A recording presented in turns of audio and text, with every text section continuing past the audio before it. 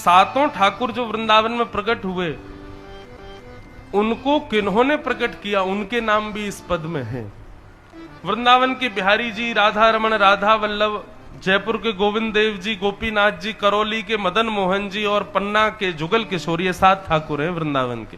वास्तव में इनका प्रादुर्भाव कैसे हुआ? गोपीनाथ, गोविंद देव और मदन मोहन, ये 3 ठाकुर तो भगवान के परपौत्र वज्रनाभ ने इनको बनवाया।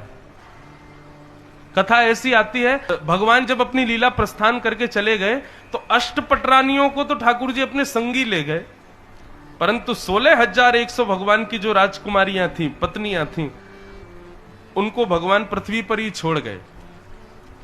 और भगवान के परपौत्र वज्रनाभ उन सबको लेके वृंदावन आ गए। वृंदावन आकर के वज्रनाभ इतना दुखी हुआ, मेरी माताएं इतनी दुखी रहती हैं, और ये 16,100 पटरानियां भगवान की यमुना के तट पर बैठी रहती और इतना रोती। बोले, हे यमुना जी, तुम भी तो पत्नी हो कृष्ण की, तुमको विरह क्यों नहीं होता? हमको क्यों होता है? हमको कृष्ण इतनी याद क्यों आती है? तब वज्रनाभ ने चिंतन किया कि मेरा एक ही कर्तव्य है, अपनी माताओं की पीड़ा दूर करना। वज्रनाभ ने सांडिल्य मुनि को चित्रकूट से बुलवाया और उनसे कहा कि मैं क्या करूं, अपनी माताओं की पीड़ा कैसे दूर करूं? तब उन्होंने आज्ञा देकर के कहा, भैया, कृष्ण जन्म भूमि मथुरा में आज भी वो शिला विराजमान है जिस पर भगवान श्री कृष्ण का जन्म हुआ। अब तो शायद नहीं है, परंतु उस समय जब वज्रनाभ आए तब वो शिला विराजमान थी।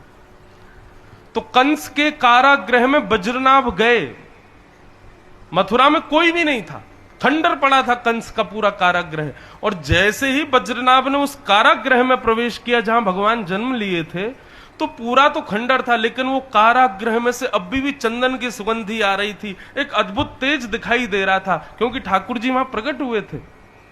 तो जिस शिला पर भगवान प्रकट हुए, देवकी मैया ने ठाकुर जी को जन्म दिया, उसी शिला से जयपुर के गोविंद देव जी, करौली के मदन मोहन जी और श्री गोपीनाथ जी, ये 3 रूप तैयार करवाए।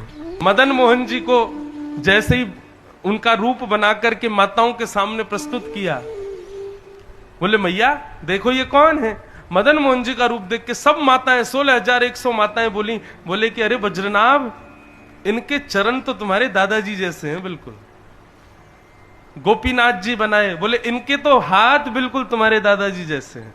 लेकिन जैसे ही जयपुर के श्री गोविंद देव जी का स्वरूप प्रकट किया, 16,100 माताओं ने घूंघट कर लिया। क्यों? बोले इनका मुख बिल्कुल श्री कृष्ण जैसा है। कालांतर में ये तीनों ठाकुर भूमिगत हो गए वृंदावन में।